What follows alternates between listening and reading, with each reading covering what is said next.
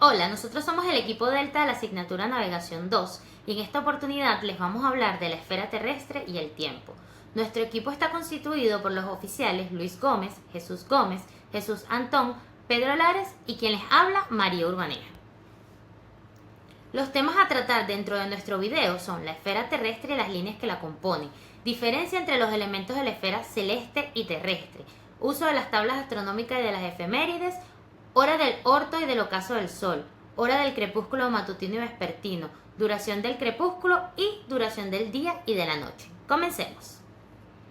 Para los navegantes a lo largo de la historia, el cielo no ha sido simplemente un espectáculo, sino más bien como un mapa, como un reloj vital para su supervivencia y el éxito en la travesía en los océanos. La comprensión de la esfera celeste y sus elementos ha sido fundamental para determinar la posición en alta mar, especialmente antes de la invención de los sistemas de navegación modernos como el GPS. Entonces, la navegación siempre ha dependido de la comprensión del cielo y nuestro planeta. Acompáñanos a explorar las líneas que definen la Tierra, su relación con la esfera celeste y cómo el Sol, la Luna y las estrellas han guiado a los navegantes a través de los océanos por siglos. Comencemos con la esfera terrestre y sus componentes. ¿Qué es la esfera terrestre? Bueno, esta es una representación conceptual de la Tierra como una esfera casi perfecta, aunque la Tierra no es una esfera geométrica perfecta. Más bien podríamos considerar que es un geoide o un esferoide oblato ligeramente achatado en los polos y abultado en el ecuador debido a su movimiento de rotación. Esta esfera es utilizada para muchísimos propósitos prácticos, especialmente para la navegación, cartografía y estudios geográficos a gran escala. En este modelo se definen líneas imaginarias que permiten ubicar cualquier punto en la superficie terrestre y es fundamental para la creación de mapas, la navegación marítima aérea, la comprensión de la distribución geográfica de fenómenos naturales y humanos a nivel mundial. Entonces, si queremos definir la esfera terrestre, ¿qué podríamos decir? Podríamos decir que la esfera terrestre es un modelo simplificado pero muy útil de la forma de la Tierra que nos permite organizar y comprender la superficie. Si hablamos de las líneas que componen la esfera terrestre, ¿qué podríamos decir? Bueno, las líneas que constituyen la esfera terrestre son líneas imaginarias que utilizamos para orientarnos, medir distancias y definir ubicaciones en nuestro planeta. Las principales líneas son meridianos, paralelos, ecuador, antimeridianos, trópicos y los círculos polares. Comencemos definiendo el ecuador. Este es el círculo máximo que divide la Tierra en dos hemisferios iguales, el hemisferio norte y el hemisferio sur, y se considera la latitud cero. Es una línea imaginaria horizontal que se encuentra a la misma distancia de los polos y atraviesa la Tierra por el centro. Su latitud siendo cero, cualquier punto ubicado sobre esta línea no está ni al norte ni al sur del ecuador, de la línea de referencia. Y como dato adicional, las regiones cercanas al ecuador tienden a recibir la luz solar de manera más directa durante todo el año, lo que resulta en climas más cálidos y menos variación estacional en la duración del día y de la noche. Continuamos definiendo qué son paralelos. Los paralelos son círculos menores paralelos al ecuador. Indican la latitud, que es la distancia angular entre un punto de la Tierra y el ecuador. Esta está medida en grados y va hacia el norte o hacia el sur. Cada paralelo viene valorado con un número. Este está asignado en grados y varía desde 0 en el ecuador hasta 90 en los polos. Los paralelos son de suma importancia para la navegación, la cartografía y el estudio del clima. Importante saber que a medida que nos alejamos del ecuador hacia los polos, el tamaño de los paralelos cambia, disminuye, hasta convertirse en un punto en los polos mismos, que son la latitud 90 norte y la latitud 90 sur. Continuamos definiendo los trópicos. Los trópicos son dos paralelos de latitud o paralelos especiales que se ubican al norte y sur del ecuador y marcan o limitan la zona tropical de la Tierra. Estos paralelos son conocidos como Trópico de Cáncer y Trópico de Capricornio y están ubicados aproximadamente a 23.5 grados de latitud norte o sur respectivamente. Sus características principales, además de delimitar la zona intertropical, también es que en los trópicos se marca la latitud más lejana del Ecuador, donde el sol puede aparecer directamente sobre la cabeza o cenit. Esto sucede durante el mediodía. Esto ocurre una vez al año en cada trópico, durante los respectivos solsticios. Si recordamos el término solsticio, esto se refiere a los dos momentos en el año en los que el sol alcanza su mayor o menor altura aparente en el cielo al mediodía. Esto resulta en un día más largo, solsticio de verano, que normalmente se da entre el 20 y 21 de junio, día de la Marina Mercante Venezolana, y el día más corto, que es el solsticio de invierno, que se da regularmente entre el 21 y 22 de diciembre cada año. Ahora vamos a definir las siguientes líneas imaginarias, vendría siendo los círculos polares. Estos son paralelos de latitud ubicados alrededor de los polos de la Tierra y existen dos, el círculo polar ártico y el círculo polar antártico.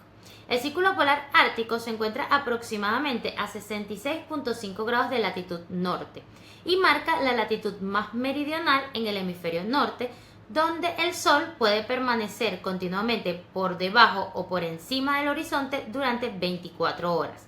Estos son fenómenos conocidos como noche polar y sol de medianoche. Por su parte, el círculo polar antártico se encuentra aproximadamente a 66.5 grados de latitud sur y marca la latitud más septentrional en el hemisferio sur, donde se puede experimentar 24 horas de luz diurna continua o 24 horas de oscuridad continua. Las características más importantes de los círculos polares son los fenómenos de luz extremo. Dentro de estos círculos, la duración del día y de la noche varía dramáticamente a lo largo del año, culminando en periodos de 24 horas de luz o 24 horas de oscuridad durante los solsticios. La ubicación de los círculos polares está determinada por la inclinación del eje de rotación de la Tierra con respecto a su órbita alrededor del Sol, que actualmente es aproximadamente de 23.5 grados. Y estos son dinámicos debido a ligeras variaciones en la inclinación del eje terrestre. La ubicación exacta de los círculos polares no es fija y cambia ligeramente con el tiempo. Los círculos polares también definen regiones polares. Los círculos polares delimitan la región polar del Ártico al norte del círculo polar ártico y la Antártida al sur del círculo polar antártico. En resumen, los círculos polares son líneas imaginarias importantes en la geografía terrestre que definen las regiones donde se experimentan los fenómenos únicos de la noche polar y el sol de medianoche, como los podemos ver en la imagen, como resultado de la inclinación del eje de la Tierra. A continuación vamos a definir lo que son meridianos. Los meridianos son básicamente semicírculos de igual longitud que convergen en los polos. Pasan por un punto determinado de la superficie terrestre y nos permiten medir la distancia angular de cualquier punto de la Tierra con respecto al meridiano de Greenwich. Esta distancia es expresada en grados de longitud, llamados longitud este o longitud oeste, que van desde 0 en Greenwich hasta 180 en el antimeridiano. Los meridianos, además de ser indicadores de longitud, también son referencia a los usos horarios. Los meridianos son la base de la creación de los usos horarios. Tradicionalmente, la Tierra se dividió en 24 usos horarios de 15 grados de longitud cada uno, aunque las fronteras reales de los usos horarios pueden variar por razones políticas y geográficas. Dentro de los meridianos tenemos, o los meridianos más resaltantes están el meridiano de Greenwich y el antimeridiano. El meridiano de Greenwich es básicamente el meridiano que se toma como referencia para medir la longitud y pasa por el Real Observatorio de Greenwich, que está cerca de Londres, en Inglaterra.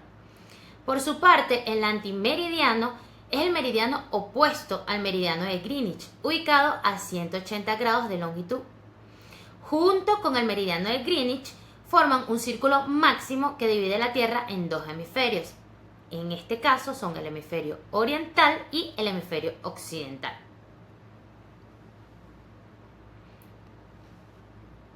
Para culminar esta parte que habla de lo que es la esfera terrestre, podemos decir que todas estas líneas imaginarias que acabamos de definir Conforman una red de coordenadas geográficas que nos permiten ubicar cualquier punto en la superficie terrestre de manera precisa y son de gran utilidad para lo que es la navegación terrestre, marítima, aérea y para la cartografía.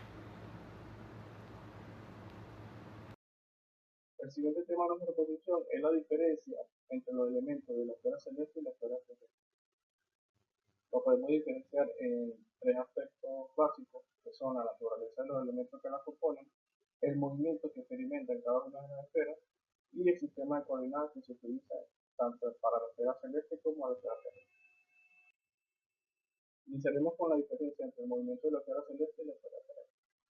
La esfera terrestre eh, existen dos tipos de movimientos, que es el movimiento de rotación y el movimiento de traslación. El movimiento de rotación se dice que la Tierra gira sobre su propio eje completando una vuelta en aproximadamente 24 horas. Esto da lugar al ciclo vital.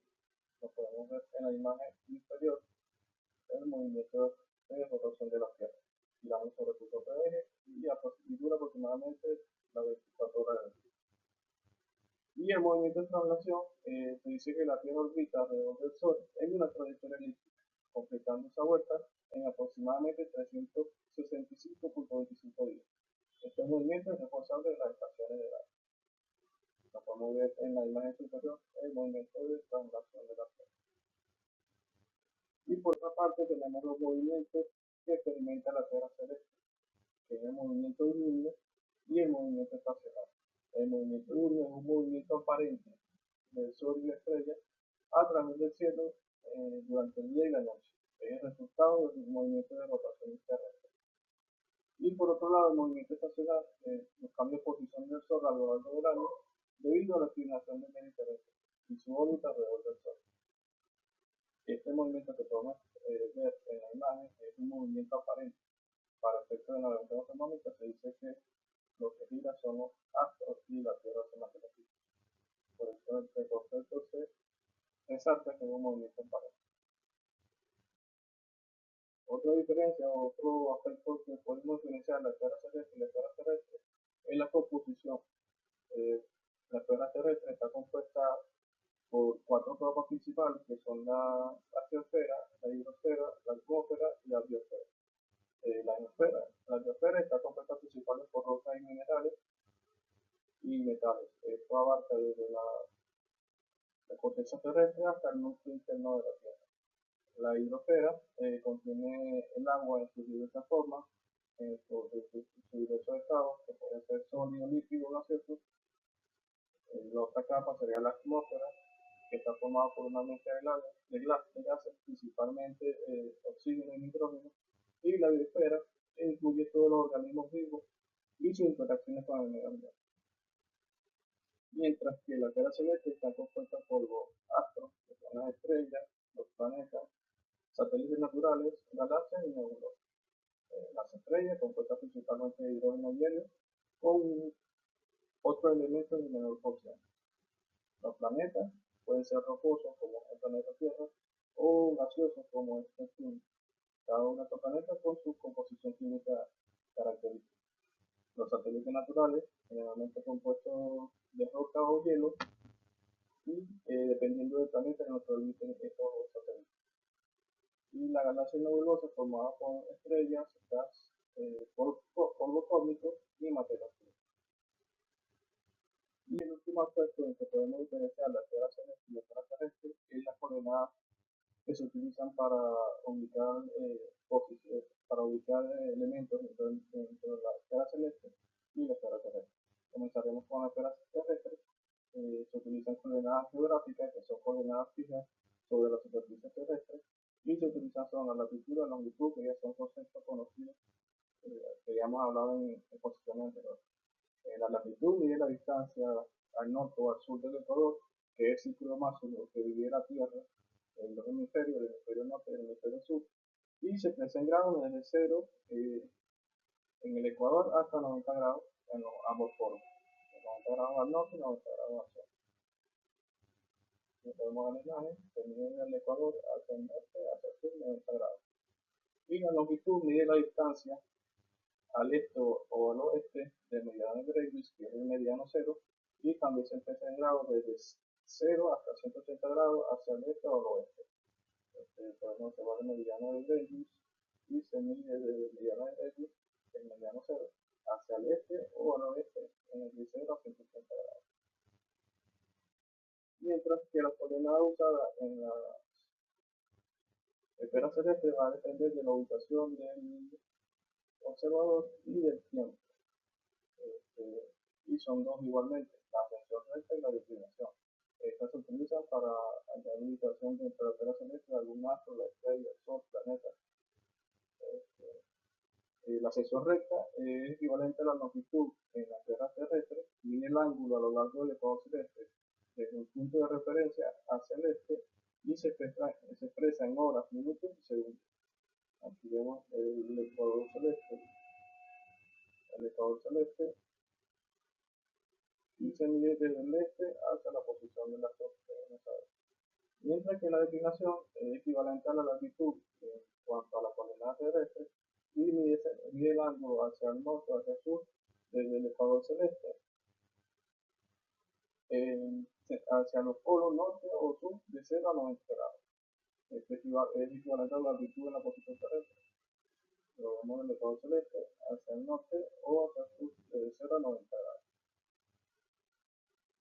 Ahora continúa mi compañero con el siguiente tema de posición. Muy buenos días, mi nombre es Jesús Antón, segundo oficial de cubierta. Yo le estaré explicando lo que son las tablas astronómicas y las efemérides astronómicas. Definición, propósito, utilización, importancia, el uso de recursos modernos, ¿no? en lo que es la astronomía en este caso, ¿verdad? Vamos a empezar por definir lo que son las tablas astronómicas. Las tablas astronómicas son documentos o bases de datos que contienen valores numéricos, los cuales describen las posiciones, distancias y otros parámetros relevantes de los objetos celestes. ¿Qué datos podemos encontrar de una tabla astronómica? Los datos que podemos encontrar suelen incluir coordenadas celestes, efemérides, que son las posiciones específicas de los cuerpos celestes en un momento dado, tiempos de eclipse, fases lunares, entre otros. Acá podemos ver en la parte derecha de la diapositiva lo que es la imagen de la portada de una Side Reduction Tape, ¿verdad? Esta va de la latitud de 0 grados a 15 grados. Este volumen es 1, ella posee diferentes volúmenes de acuerdo a la latitud en la cual estamos en este caso trabajando. Esta es una tabla que, por ejemplo, a la hora de realizar un error de giro, ¿no? Por medio de lo que es la declinación y el LHA, podemos obtener lo que es el azimut verdadero, o en este caso el calculado, de un error de giro. Todo dependiendo de lo que se quiera, de acuerdo a la forma o al tipo de ejercicio que se desarrolla. Los propósitos de las tablas astronómicas, el más importante, enumeramos del 1 al 6, en este caso el número 1 es el de ayuda a la navegación, ¿verdad? Históricamente los navegantes han utilizado este tipo de tablas para que a la hora de realizar observaciones en este caso cuerpos celestes, obtener información de acuerdo a la tabla, ¿no? Es muy, por así explicarlo, es necesario interpretar la información que obtenemos a través de la tabla para poder desarrollar eficazmente el ejercicio. Ya yéndonos a otro punto más relacionado con lo que es la astronomía, podemos también obtener un propósito que es el de la predicción de eventos celestes. Predicción de fenómenos como eclipses, conjunciones planetarias. Las conjunciones planetarias es como cuando los planetas se encuentran alineados. Ese tipo de de fenómenos en este caso, puede ser predecido a través de las tablas astronómicas y las posiciones de los planetas en diferentes momentos. La número 3, que es la investigación científica, o sea, ayuda a los astrónomos a estudiar el movimiento y las características de los cuerpos celestes.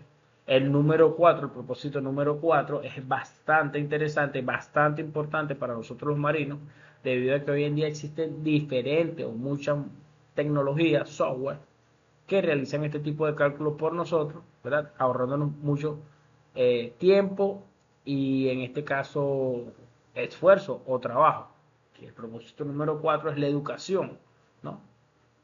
El aprendizaje, en este caso, de la navegación astronómica, cómo utilizar, cómo interpretar los datos, cómo realizar el cálculo directamente, es bastante interesante porque nos permite, nos da un plus o nos permite conocer este tipo de información que parece obsoleta, pero es bastante relevante porque no todos los marinos no tenemos acceso o no contamos con este tipo de herramientas. La astrofísica, que ya es algo más avanzado, ¿no? Que es entender mejor la dinámica del sistema solar y otros sistemas estelares. Y el punto número 6, que si lo mezclamos con el punto número 1, obtenemos lo que nosotros queremos, que es la predicción de las observaciones, la planificación de las observaciones de los diferentes cuerpos celestes, o los cuales vamos a utilizar de acuerdo al tipo de cálculo que debemos o que queremos desarrollar. Además de esto, también podemos encontrar la información de la cual nos suministra la tabla. Por ejemplo, lo que son las coordenadas celestes, o sea, una sección recta que es similar a la longitud de la Tierra, mide la posición de un objeto en el cielo en horas, minutos y segundos. La declinación, un dato bastante importante, que es similar a la latitud, mide la posición de un objeto en el cielo en grados, minutos y segundos. Las efemérides, que son las posiciones precisas de los cuerpos celestes en un momento específico, la información sobre el movimiento orbital de los cuerpos celestes, las fases de la luna, que son las fechas y horas de las diferentes fases lunares, luna nueva, creciente, menguante, los fenómenos como los eclipses, ¿no? Pues a través de las tablas astronómicas podemos obtener lo que son las fechas, horas y lugares de eclipses solares y lunares, además de su duración y tipo de eclipse, total, parcial, anular.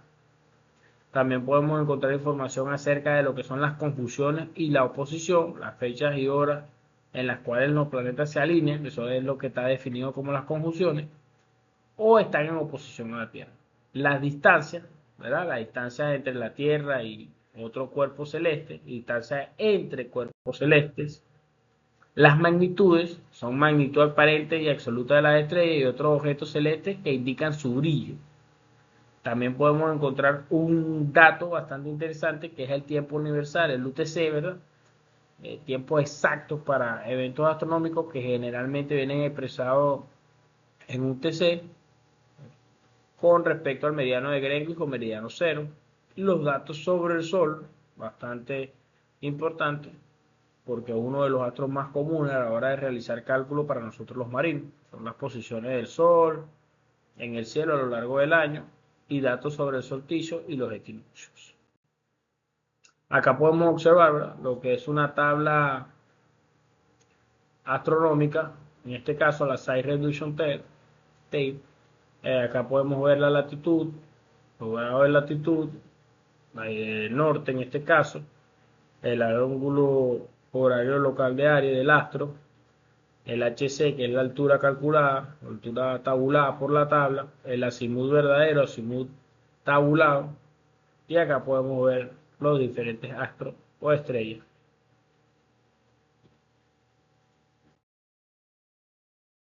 El uso de las tablas astronómicas. ¿Para qué nos sirven las tablas astronómicas? Las tablas astronómicas son herramientas fundamentales que permiten a los navegantes calcular su posición, planificar rutas, mantener el rumbo correcto, utilizando en este caso observaciones celestes, ¿no?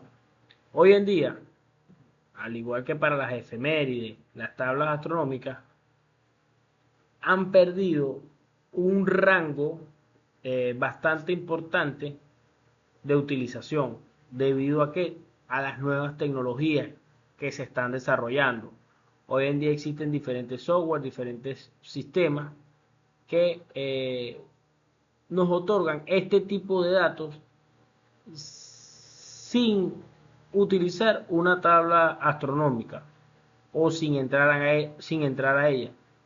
Es decir, que el software puede identificar la información por nosotros. Sin embargo, nunca está de más tener este tipo de conocimiento. Personalmente lo considero relevante, bastante relevante para nosotros, porque nos permite ser marinos mercantes íntegros, conociendo este tipo de temas y manejando este tipo de información.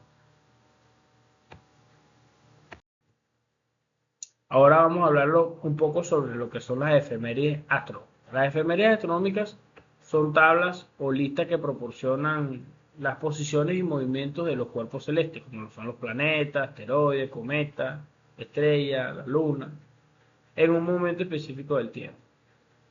Las posiciones se expresan generalmente en términos de coordenadas celestes, como ascensión recta y declinación, y pueden incluir información sobre fenómenos astronómicos como eclipses, conjunciones y oposiciones. Acá podemos observar la portada de lo que es un almanaque náutico año 2025. Esta es una efeméride astronómica la más utilizada por los marinos mercantes a bordo para realizar los ejercicios. Esta es una efeméride astronómica que se publica anualmente, cada año sale uno nuevo, y en él se encuentran una serie de datos bastante necesarios para la ejecución de datos de ejercicios astronómicos.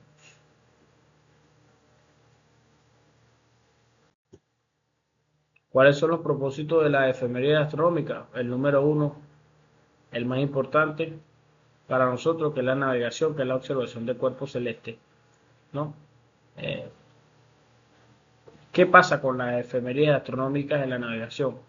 ¿Para qué nos sirven? Nos sirven para realizar una serie de observaciones, ¿verdad? Planificar las observaciones y obtener una serie de datos a partir de esas observaciones. En ella podemos obtener nuestra posición estimada, podemos realizar cálculos de rectas de altura, podemos realizar cálculos de meridiana, podemos obtener errores de giro.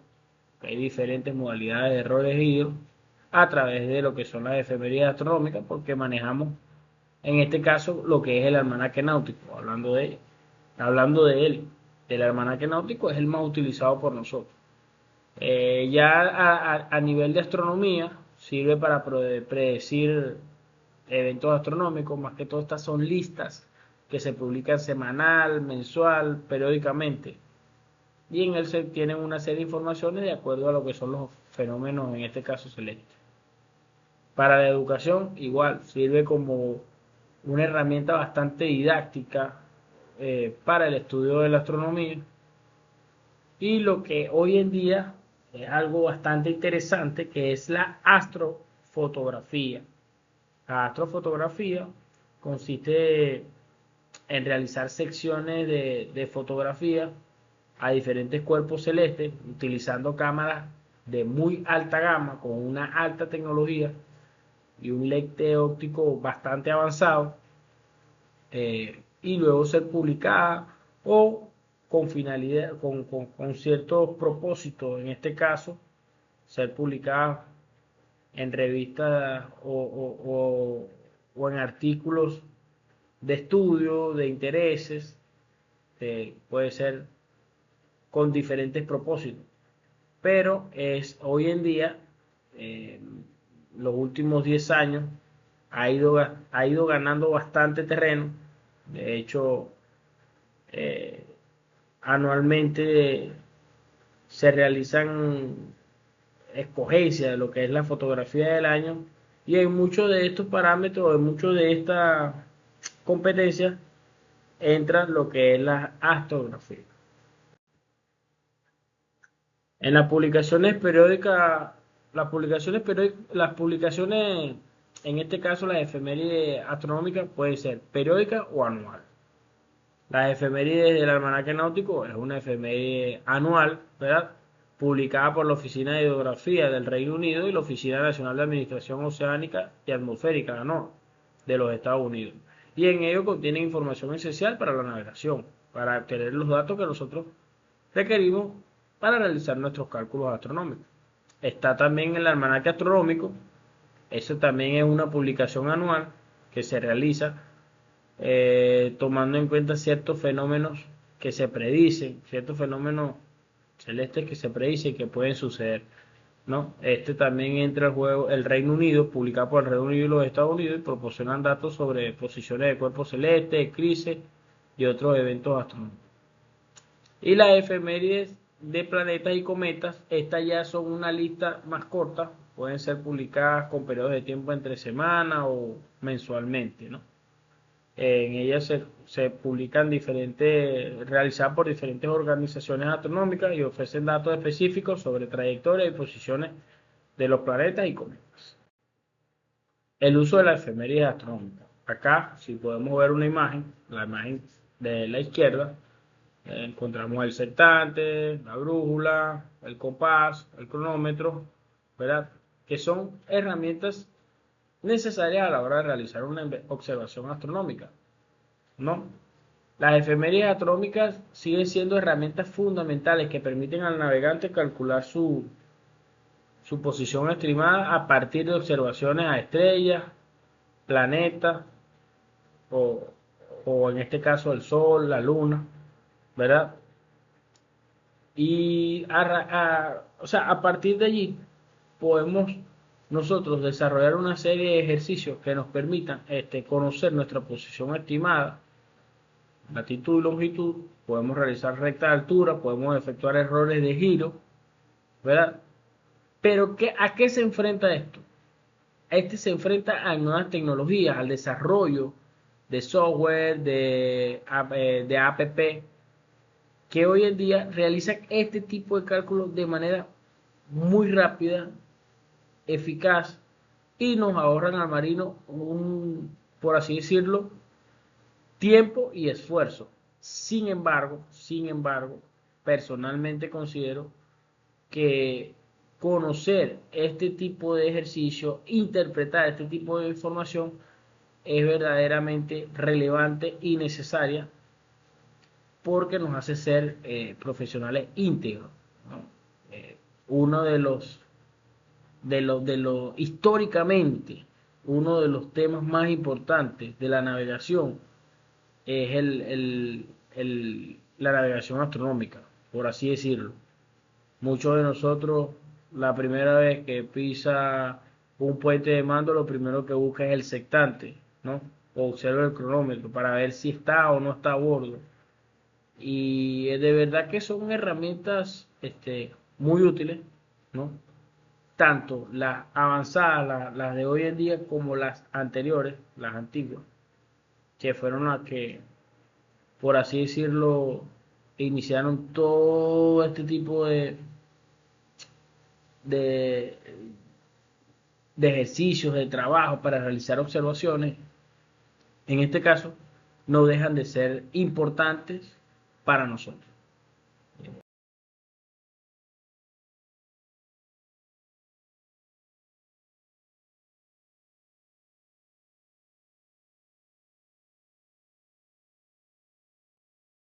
Bueno, acá podemos encontrar lo que es la imagen de un almanaque náutico, ¿verdad? Dos páginas, en este caso la página de la izquierda, podemos ver la fecha, año 2002, mes de mayo, los días 10, 11 y 12 de mayo, viernes, sábado y domingo, al igual de la derecha, la misma fecha, pero la diferencia es que acá, en este caso, nos marca que es para Aries, Venus, Marte, Júpiter, Saturno. Acá el GHA, que es el ángulo horario con respecto a Greenwich. Acá está el día 10 de mayo, el día 11 de mayo y el día 12 de mayo. Acá también podemos encontrar la declinación, en este caso. Podemos ver el UTC, el Universal Time, la hora, con respecto a al meridiano cero, ¿verdad? Acá podemos ver las diferentes estrellas, correcto, con su ángulo horario y su declinación. Y del lado derecho, ¿verdad? Podemos encontrar lo que es los datos del ángulo horario con respecto a Greenwich, tanto para el Sol como para la Luna. Podemos ver el twilight, el náutico y el civil, sunrise, moonrise, ¿verdad? Para el día 10, 11 y 12. Acá podemos observar la declinación, en este caso es norte, RHA, la corrección en B de lo que es la luna, ¿no? Es importante tener en cuenta que también en sus páginas posteriores el almanaque náutico posee una hoja de corrección de lo que son los minutos y segundos, ¿verdad? Para hacer más exactos los cálculos. Es necesario saber interpretar esta información para poder realizar los cálculos astronómicos que nosotros nos propongamos realizar. Bueno, muchísimas gracias por su atención. Buenos días, mi nombre es Jesús Gómez y continuando con la exposición hablar un poco sobre qué es el orto y qué es el ocaso. Entendemos orto como ese instante en que el limbo superior del Sol aparece en el horizonte, mientras que el ocaso es el instante en que el limbo superior desaparece en el horizonte. Estos fenómenos son útiles para calcular la posición mediante observaciones astronómicas. Ahora hablaremos un poco sobre qué factores nos pueden afectar el orto y el ocaso. Entonces, mencionando los factores que influyen en el orto y el ocaso, tenemos latitud, época del año, altura del observador y refracción atmosférica. La latitud porque según la ubicación determinaría la duración del día. La época del año, esto porque los solsticios y equinoccios alteran las horas del orto y el ocaso. La altura del observador modifica el ángulo de visibilidad del horizonte, mientras que la refracción atmosférica eleva ópticamente la posición aparente del Sol. Ahora, ¿cómo determinamos el orto y el ocaso? Podemos mencionar el almanaque náutico, ya que nos proporciona datos diarios de orto y ocaso según la latitud y la fecha. Las tablas HO249 y MP303, apoyos para las observaciones astronómicas. Y bueno, software astronómico o cálculo con fórmulas astronómicas. Aquí, bueno, vamos a explicar un poco cómo hacerlo con un almanaque náutico. Entonces vamos a determinar el ocaso. El orto viene siendo el mismo procedimiento utilizando el almanaque náutico. Para esto prepara el siguiente ejercicio, el cual a qué hora se pone el sol. Ocurre el ocaso el 27 de marzo del 2021 en un lugar de coordenadas 36 grados 36.8 minutos norte de latitud, 24 grados 57.0 minutos este de longitud al nivel del mar. Lo primero es, bueno, obtenemos los datos del almanaque náutico. Tenemos la fecha, ingresamos la fecha, la página correspondiente y con la latitud vamos a determinar a qué hora ocurre el ocaso. Nos damos cuenta que de acuerdo a la latitud, la hora del ocaso cambia, ¿no? Entonces, ¿cuál es la latitud que más se asemeja a la de nosotros? La más cerca es el 35 grados, latitud 36 grados 36.8 minutos. La latitud que más se asemeja es 35 grados. Eso nos daría 18 horas 17 minutos. Luego interpolamos, hacemos la corrección de acuerdo a lo que corresponde. Solo es 1.8 minutos, lo cual nos da diferencia menos de un minuto. Bueno, en vez de 18 horas 17 minutos, nos daría ahora 18 horas 18 minutos la hora del ocaso para la latitud. Ahora vamos a correr por longitud, ya que esto es para el meridiano de Greenwich, vamos a llevarlo a la longitud del observador. Para eso dividimos estos 24 grados 57 minutos, 24.95 grados entre 15, nos daría 1.66 horas. Este 1.66 horas se lo restamos a 18 horas 18 minutos, más o menos 1 hora 40 minutos, y lo cual nos daría una hora. La corrección del cálculo de hora local sería 16 horas 38 minutos, que esta sería la hora aproximada de la puesta del sol, a la hora que ocurre el ocaso. Bueno, ahora vamos a hablar ahora hablaré un poco sobre qué ¿qué es el crepúsculo? El crepúsculo es ese periodo de luz natural antes del orto o después del ocaso, y se debe a la dispersión de luz solar en la atmósfera. Se divide en matutino, que es antes del orto, o vespertino, que es después del ocaso. Hay tres tipos de crepúsculo. Tenemos el civil, el náutico y el astronómico. Los términos civil, náutico y astronómico vienen del uso práctico que se le da a cada tipo de crepúsculo y viene relacionada con el nivel de luz solar bajo el horizonte. El crepúsculo civil se llama así porque es útil para la vida civil. Significa que en ese periodo donde aún hay suficiente luz natural para realizar actividades sin necesidad de luz artificial. El ángulo solar de este está entre 0 grados y 6 grados por debajo del horizonte. Por eso es que tenemos ese menos 6, porque bueno, está por debajo del horizonte. El crepúsculo náutico es porque es especialmente útil para la navegación marítima tradicional. Y significa que durante este periodo el horizonte aún es visible y las estrellas más brillantes comienzan a ser visibles, lo cual nos permite utilizar el sextante y utilizar la posición del buque mediante la observación y el horizonte, ¿no? El ángulo solar de este viene desde los 6 grados por debajo del horizonte a los 12 grados por debajo del horizonte. Mientras que el astronómico es porque bueno, se usa en la astronomía científica y es cuando el cielo ya está lo suficientemente oscuro como para realizar observaciones astronómicas precisas. Es el momento en que desaparece toda luz solar indirecta y se pueden ver incluso objetos celestes poco brillantes. El ángulo solar de este, bueno, viene de los menos 12, de los 12 grados por debajo del horizonte hasta los 18 grados por debajo del horizonte. Inicio y fin del crepúsculo. ¿Cuándo inicia? Bueno, como mencionamos anteriormente, tenemos el crepúsculo matutino y el crepúsculo vespertino. El crepúsculo matutino inicia a los 18 grados debajo del horizonte y termina con el orto, mientras que el crepúsculo vespertino comienza tras el ocaso y termina a menos 18. Obviamente la duración varía de acuerdo a la latitud y la época del año. Bueno, eso sería todo y bueno, me pasa mi compañero Luis Gómez. Muchas gracias. Soy el segundo oficial de navegación Luis Gómez. En esta sección de la presentación daremos continuidad con los factores que influyen en la duración del crepúsculo. Los factores que influyen en la duración del crepúsculo son la latitud y la época del año. Comenzaremos con la latitud.